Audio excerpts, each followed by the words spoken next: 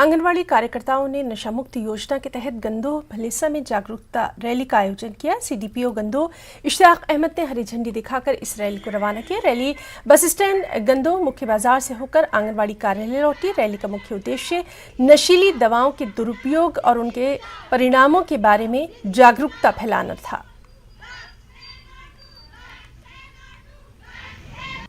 Drug peddler will not be spared. Drug addict को हम पूरी की पूरी मदद करेंगे उसको रिहेबिलिटेट करने में। नशा मुक्त डोडा, नशा मुक्त जेके और नशा मुक्त भारत करने में हमें अपने घर से शुरुआत करनी पड़ेगी। मैंने एक बार फिर आपके थ्रू अपील करूंगा, कोई भी पेडलर आपकी नज़र में है, हमें चुप करके उसका नाम, उसका लोकेशन, उसका मोबाइल नंबर भेज दीजिए। आपका नाम सीक्रेट रहेगा।